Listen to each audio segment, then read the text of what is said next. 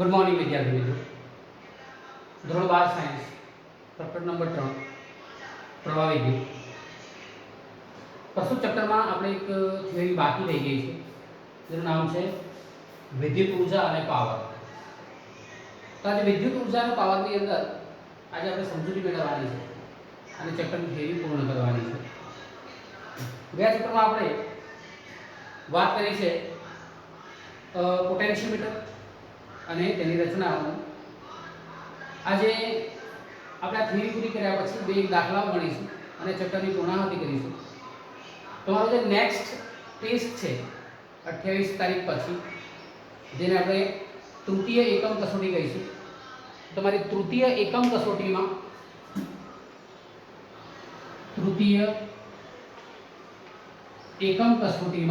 તમારે chapter number 3 અને 4 તૈયાર કરવાના છે। તો બધા જ દાખલાઓ ચેપ્ટર 3 અને 4 ના તમારે તૈયાર કરવાના છે। આપણે ચતુર્થ ચેપ્ટરની શરૂઆત કદાચ આજે જ કરી દઈશું। આજે એક વિડીયો મૂક્યા પછી આજે ને આજે જ બીજો વિડીયો કદાચ આવી જાય અથવા તો આવતીકાલથી આપણે ચેપ્ટર 4 શરૂ કરીશું અને પ્રયત્ન કરીશું કે જેમ બને જલ્દી ચેપ્ટર 4 પૂરું થાય। તો મિત્રો શરૂઆત કરીએ વિદ્યુત ઊર્જા અને પાવરની અંદર। તો ભાઈ આકૃતિમાં આપણે એક AB સુવાહક લીધેલો છે। સુવાહક છે, એના બે અંત્ય બિંદુઓ A અને B છે। હવે લઈએ છીએ આગળ।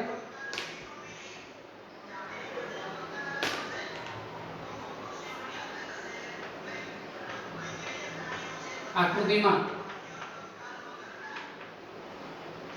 એક સુવાહક દર્શાવ્યો છે અને તેના અંત્ય બિંદુ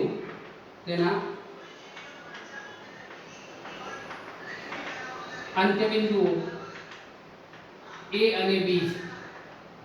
માટે A પાસે વિદ્યુત સ્થિતિમાન V of A છે। એ અહીંયા ધ્યાન રાખો, A પાસે સ્થિતિમાન કેટલું છે? V of A છે અને B પાસે વિદ્યુત સ્થિતિમાન V of B છે। और ધ્યાન રાખો અહીંયા I ની જે પ્રદિશા છે એ A થી B તરફની છે, એટલે કે વિદ્યુત પ્રવાહ A થી B તરફ વહે છે। એનો અર્થ શું થઈ ગયો કે વિદ્યુત પ્રવાહ અહીં A થી B તરફ વહેતો હોવાથી અહીંયા આગળ A પાસે સ્થિતિમાન વધારે હશે, B પાસે સ્થિતિમાન ઓછું હશે। હંમેશા વિદ્યુત પ્રવાહ ઊંચા સ્થિતિમાનથી નીચા સ્થિતિમાન તરફ વહે છે। તો લઈએ છે અહીં I ની દિશા A થી B તરફની છે, માટે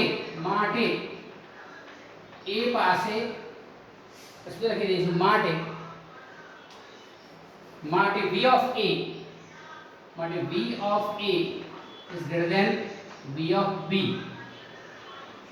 V of A is greater than V of B। એ ધ્યાન રાખજો।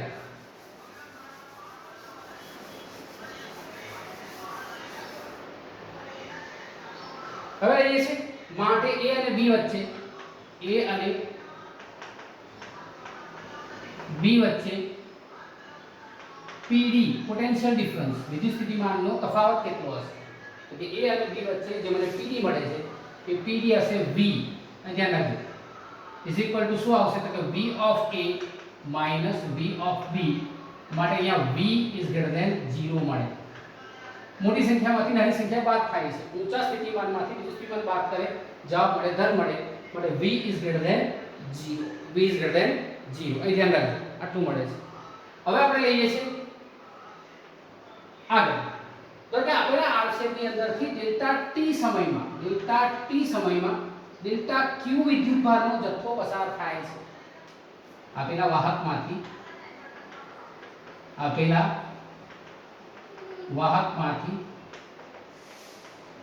ડેલ્ટા ટી સમયમાં ડેલ્ટા ક્યુ વિદ્યુતભાર પસાર થાય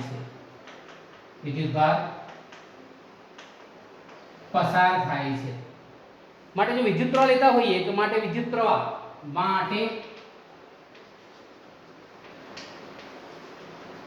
પ્રવાહ I is equal to શું આવશે? તો કે delta Q upon delta T। માટે delta Q is equal to delta Q is equal to I delta T याद રાખવાનું delta Q is equal to I delta T અહીં ધ્યાન રાખજો હવે એ બિંદુ પાસે સ્થિતિ ઊર્જા આપણે કહીએ છીએ U1 અથવા UA તમે જે લખો તો પણ ચાલશે U1 લખો UA લખો તમને જે ફાવે તે તમે લખી શકો છો ધારો કે U1 શું આવશે તો સ્થિતિ ઊર્જાની વ્યાખ્યા શું છે તો કે વિદ્યુત ભાર ગુણ્યા વિદ્યુત સ્થિતિમાન યાદ રાખજો સ્થિતિ ઊર્જા વિદ્યુત સ્થિતિ ઊર્જા इज इक्वल टू विद्युत भार गुणिया पोटेंशियल डिफरेंस विद्युत स्थितिमान આપણે આવું યાદ રાખીએ છીએ આ યાદ રાખજો વિદ્યુત ભાર ગુણ્યા વિદ્યુત સ્થિતિમાન તમે જે યાદ રાખશો પીડી તમારે યાદ ના રહે તમે લખશો વિદ્યુત સ્થિતિમાન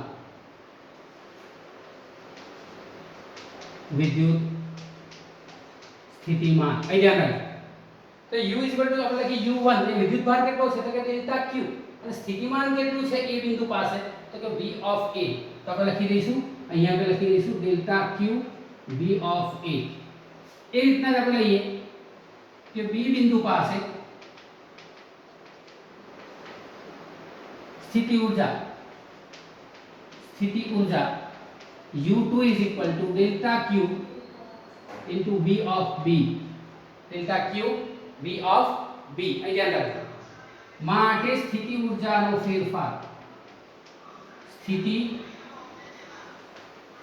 ઊર્જાનો ફેરફાર એને કહે છે delta u is equal to u2 minus u1 અંતિમ માઈનસ પ્રારંભિક therefore delta u is equal to u2 એટલે કેટલા તો કે ડેલ્ટા q vb હવે delta q v of b minus delta q v of a અહીંયા ધ્યાન રાખજો બરાબર થર્ડ સ્ટેપ આપણે લખીએ છીએ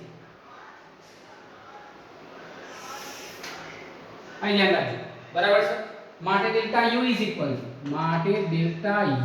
equal to જો આ ડેલ્ટા q કોમન કાઢે તો vb va delta q common કાઢી દે આગળ આવશે v of b minus v of a v of b minus v of a અહીં ધ્યાન રાખજો એટલે કે અહીંયા લઈએ તો કે delta u is equal to delta q હવે ધ્યાન રાખજો va minus vb મને કેવા મળ્યા તો કે va minus vb is v is greater than 0 તો vb minus v આપણે લખી દઈએ તો અહીંયા જે તફાવત મને મળે છે ડેલ્ટા v અહીં ધ્યાન રાખજો અહીંયા જો મને તફાવત મળવાનો છે એ તફાવતને આપણે લઈએ છીએ v અહીંયા v va minus vb is equal to v પણ દિશા કેવી થઈ ગઈ ઉલટાઈ ગઈ જો va minus v ની જગ્યાએ vb minus va તો લખી દઈશું minus v જ્યાં v of b minus v of a is equal to minus v આપણે આવું લખી દઈએ ક્લિયર છે એટલે delta u is equal to delta q minus v પરંતુ delta q is equal to I delta t માટે delta u is equal to minus I ધ્યાન રાખજો minus I delta t into v સમીકરણ યાદ રાખો અહીં ધ્યાન રાખો હવે ઊર્જા સંરક્ષણનો નિયમ લઈએ કે ઊર્જા સંરક્ષણના નિયમ મુજબ શું કહે છે તો કે delta u is equal to minus delta k સંરક્ષણ નિયમ શું કહે છે કે ગતિ ઊર્જા અને સ્થિતિ ઊર્જાનો સરવાળો હંમેશા અચળ રહે છે જેને આપણે યાંત્રિક ઊર્જા કહીએ છીએ એટલે કે તંત્રની યાંત્રિક ઊર્જા હંમેશા કેવી રહેશે અચળ રહેશે અહીં ધ્યાન રાખજો સ્થિતિ ઊર્જા અને ગતિ ઊર્જાનો આપણે આગળ સરળ ડેલ્ટા q માટે ડેલ્ટા k is equal અને કિંમત મૂકી દઈએ શું આવશે તો કે plus I delta t into v અને આ મળશે મને ગ્રેટર ધેન 0 જો ડેલ્ટા u કેવી મળે છે મને લેસ ધેન 0 ડેલ્ટા k કેવી મળે છે મને ગ્રેટર ધેન 0 એટલે કે અહીંયા આગળ ગતિ ઊર્જા તો કે જ્યારે વાહકની અંદર વિદ્યુતભાર વહેતો હોય છે ત્યારે તેની ગતિ ઊર્જામાં વધારો થાય છે પરંતુ તેનો ડ્રિફ્ટ વેગ અચળ રહે છે અહીંયા લાગે ખાસ સેન્ટેન્સ યાદ રાખવાનું છે અગત્યનું સેન્ટેન્સ તો કે અહીંયા લઈએ છે વાહકમાં विद्युत भारो જ્યારે ગતિ કરતા હોય ત્યારે તેની ગતિ ઊર્જામાં વધારો થાય છે। અહીં ધ્યાન રાખજો, ગતિ ઊર્જામાં વધારો થાય છે। જ્યારે વાહકની અંદર વિદ્યુત ભારો ગતિ કરતા હોય ત્યારે એની ગતિ ઊર્જામાં વધારો થાય છે, પરંતુ તેના અથવા તેનું ડ્રિફ્ટ વેગ અચળ રહે છે।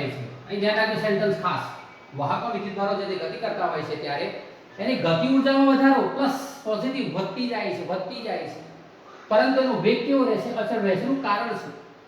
તો કે જ્યારે વાહકની અંદર વિદ્યુત ભારો ગતિ કરતા હોય ત્યારે વાહકની અંદર કોણ છે? બીજા આટલા ધન આયનો હોય છે, અને આ ધન આયનો સાથે અહીંયા રહેલો વિદ્યુત ભાર ડેલ્ટા ક્યુ અથડાય છે। એટલે વિદ્યુત ભાર શું થાય છે? અથડાય છે।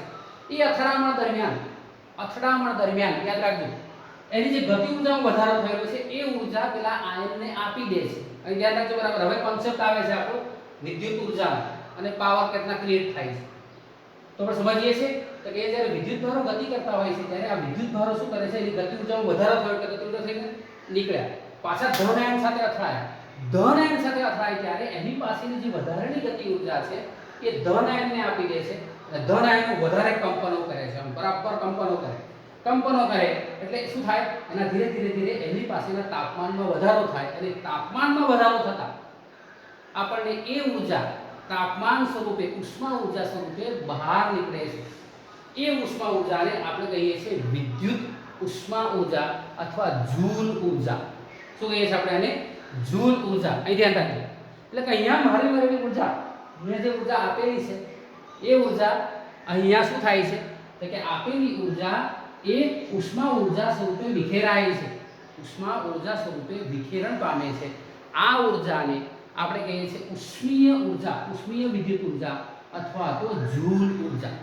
ઉષ્મીય ઊર્જા અથવા તો જૂલ ઊર્જા તરીકે એનું નામ આપીએ છીએ। અને આ જે ઉષ્મા વેડફાઈ ગઈ એને કહીએ છીએ ઓહમિક લોસ। શું કહીએ છીએ? Ohmic loss.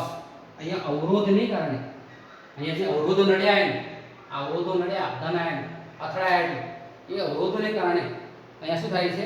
ઉષ્મા ઊર્જામાં વેડફાય છે, ઉષ્મા ઊર્જા બહાર આવી જાય છે, એને કહીએ છીએ ઓહમિક લોસ। શું કહીએ છીએ? Ohmic loss. ધ્યાન રાખજો, ડ્રિફ્ટ વેગ અચળ રહે છે।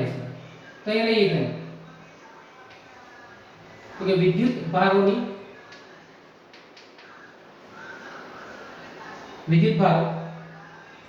ધ્યાન રાખજો, વિદ્યુત ભારો શું થાય છે? કે વિદ્યુત ભારો વાહકના ધન આયનો સાથે અથડાય છે, વાહકના ધન આયનો સાથે અથડાય છે અને ગતિ ઊર્જા ગુમાવે છે। એની અંદર જે ઊર્જા મેળવી હતી એની ઊર્જામાં જે વધારો થયો તો પ્લસ પોઝિટિવ ઇન્ક્રીઝ થઈ ગઈ, પેલો અથડાયો એટલે એની ઊર્જા કેવી થઈ ગઈ? ગુમાવી દીધી, એટલે કે એની ઊર્જાની અંદર ઘટાડો થાય છે। ધ્યાન રાખજો। હવે આ જે ઊર્જામાં ઘટાડો થયો એ ઊર્જા પરમાણુઓને મળે છે। આ ઊર્જા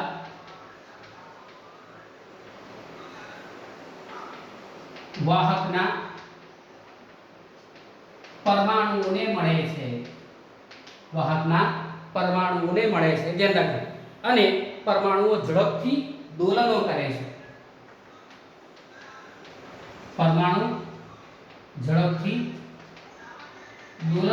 છે, અને ગરમ થાય છે। આ કોન્સેપ્ટ છે તમારા ઓહમિક લોસ। ધ્યાન રાખજો, અહીંયા જે ગતિ ઊર્જામાં વધારો બતાવ્યો એ ગતિ ઊર્જાના વધારાને કારણે આખી આ ઘટના બની, પરમાણુઓ ઝડપથી દોલનો કરવા માંડ્યા, ઝડપથી દોલનો કર્યા એટલે એની ઊર્જામાં શું થઈ ગયું? ધીરે ધીરે ગરમ થયા, એટલે ગરમ થયા એટલે ઓટોમેટિકલી એને શું કર્યું? અહીંયા એને ઉષ્મા ઊર્જાનું રૂપાંતર કર્યું, એટલે કહી શકાય કે અહીંયા ગતિ ઊર્જાનું ઉષ્મા ઊર્જામાં રૂપાંતર થાય છે। આ તમારે લખી લેવાનું છે, ધ્યાન રાખવાનું છે। માટે ગતિ ઊર્જાનું ઉષ્મા ઊર્જામાં, આ તો ખેલ છે, ધ્યાન રાખજો, આ તો ખાલી યાદ રાખવાનું છે। ઉષ્મા ઊર્જામાં રૂપાંતરણ થાય છે, ગતિ ઉર્જાનું ઉષ્મા ઉર્જામાં રૂપાંતરણ થઈ ગયું. ભાઈ અહીંયા જે વધારે ગતિ ઉર્જા મળી એના કારણે એ ગરમ થઈ ગયું, અને ગરમ થાય એટલે ગતિ ઉર્જાનું ઉષ્મા ઉર્જામાં રૂપાંતરણ થાય છે. એટલે લગભગ લખી શકાય કે ભાઈ ડેલ્ટા કે is equal to H. Delta કે ઇઝ ઇક્વલ ટુ એચ. આપણે આને સમીકરણ નંબર 1 કહી રાખીએ. સમીકરણ નંબર 1. હવે કાર્ય ઊર્જા પ્રમેય મુજબ શું છે તો કે આગળ ડેલ્ટા કે is equal to delta W. કાર્ય ઊર્જા પ્રમેય સમીકરણ 1 પરથી, સમીકરણ 1 પરથી ધ્યાન રાખજો. પણ ડેલ્ટા કે ની કિંમત તો કેટલી મૂકીશું? h. અને ડેલ્ટા કે ની કિંમત આપેલી કેટલી છે તો કે ડેલ્ટા u માટે delta w is equal to આપણે આમ લખીએ delta w is equal to delta કે ની કિંમત i delta t into v. Delta t ને આપણે આવજો લાવી દઈએ તો કે ડેલ્ટા w છેદમાં delta t is equal to iv. પણ delta w upon delta t is equal to power p. સરેરાશ પાવર p આપણે જેને કહીએ છીએ તો એ લઈએ છે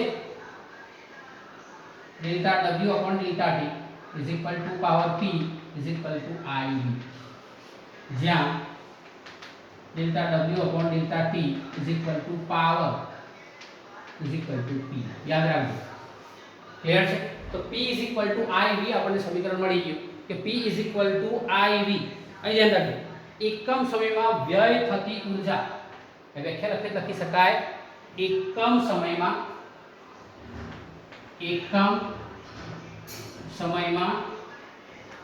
વ્યય થતી ઊર્જાને એકમ સમયમાં વ્યય થતી ઊર્જાને ધ્યાન રાખજો. એકમ સમયમાં વ્યય થતી ઊર્જાને ધ્યાન રાખજો.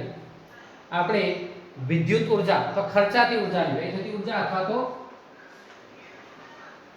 ખર્ચાતી ઊર્જાને વિદ્યુત પાવર P કહે છે. વિદ્યુત પાવર P કહે છે. ધ્યાન રાખજો. તો આપણે એક વિદ્યુત પાવર P ની વ્યાખ્યા મળી ગઈ. વિદ્યુત પાવર P. તો આ સમીકરણને થોડોક આપણે અલગ લઈ લઈએ. અહીંયા તમે h upon t પણ લખી શકો. ઉષ્મા ઊર્જા h delta k h h w અને ડેલ્ટા t વડે ભાગીને કિંમત મૂકી દો એટલે ઓટોમેટિક તમને કિંમતો બદલાતી જશે. અહીં ધ્યાન રાખવાનું છે. અહીં ધ્યાન રાખો. બરાબર છે? હવે p iv. હવે ઓહમના નિયમ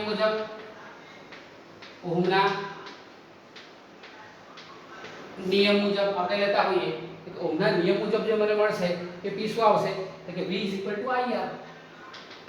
v ir માટે p શું આવશે i into ir માટે p i2r. p i2r. Delta w હોત તો v ની કિંમત મૂકી દીધી હોત તો શું આવશે i2rt. p i2rt આવી જાય. અધાર આપણે i ની કિંમત મૂકીએ તો v upon r. p v upon r into v માટે p શું મળે મને v2 upon r. તો આ 1 આ 2 અને આ 3 એ તમારા વિદ્યુત પાવર p માટેના સમીકરણો છે. વિદ્યુત પાવર p માટેના સમીકરણો છે. અહીંયા ધ્યાન રાખજો. હવે જે વિદ્યુત કોષો છે એ વિદ્યુત કોષોમાં વિદ્યુત પાવર ક્યાંથી આવે છે? વિદ્યુત પાવર આવે ક્યાંથી? તો કે વિદ્યુત કોષોની વાત કરતા હોઈએ ત્યારે અહીંયા વિદ્યુત કોષોમાં આપણી પાસે બે એનોડ અને કેથોડ હોય છે. એને બાહ્ય પરિપથમાં આપણે આ રીતના જોડી દઈએ છીએ. આ પ્લસ છે, આ માઈનસ છે. તો અહીંયા અવરોધ R છે. તો જ્યારે અહીંથી આમ પ્રવાહ વહેતો હોય છે ત્યારે અહીંયા આગળ અવરોધ R માં ઉષ્મીય ઊર્જાને કારણે અહીંયા પાવર જનરેટ થઈ જાય છે. અહીં ધ્યાન રાખજો. લેતા હોઈએ ત્યારે અહીંયા શું થાય કે વિદ્યુત ભારોમાં ધન અને ઋણ અગ્રો વચ્ચે ગતિ હોય છે. વિદ્યુત ભારો શું કરે પ્લસ થી માઈનસ તરફ ગતિ કરીને જાય, અથવા તો અહીંયા ઋણ વિદ્યુત ભારો અહીંયા ધન વિદ્યુત ભારો તરફ ગતિ કરે છે અને ધન વિદ્યુત ભારો ઋણ વિદ્યુત ભારો તરફ ગતિ કરે છે. આવી પરિસ્થિતિમાં પરિપથમાંથી પ્રવાહ વહે છે અને એ પ્રવાહને કારણે આપણને શું મળે છે તો કે અહીંયા આગળ પાવર p જનરેટ થાય છે. p v2r i2r અથવા iv મુજબ અહીંયા પાવર ક્રિએટ થતો હોય છે. ક્લિયર છે? હવે આ જે અવરોધ R છે તે શું કરે છે કે ઓહમિક લોસ કરે છે. ઓહમિક લોસ એટલે શું તો કે જ્યારે કોઈ પણ પરિપથોમાં અવરોધ જોડેલો હોય ત્યારે એ અવરોધ R p iv મુજબ અથવા p i2r મુજબ વિદ્યુત ઉર્જાનું ઉષ્મા ઉર્જામાં રૂપાંતરણ કરે છે. વિદ્યુત ઉર્જાનું ઉષ્મા ઉર્જામાં વિખેરણ કરે છે. વિદ્યુત ઉર્જાનું ઉષ્મા ઉર્જામાં શું કરે છે? વિખેરણ કરે છે, વ્યય કરે છે. વ્યય, નાશ કરે છે. તમે જે લખો છો વ્યય કરે છે, નાશ કરે છે. આ આપણે કહીએ છીએ ઓહમિક લોસ. તો જો ઓહમિક લોસ ન થાય એના માટે શું કરવામાં આવે? તો કે આપણે આપણા ઘરેથી ટ્રાન્સમિશન લાઈન આવે છે, ધારો કે એક પાવર સ્ટેશનો છે, ત્યાંથી આપણા ઘર સુધી વાયર લાવવામાં આવે છે.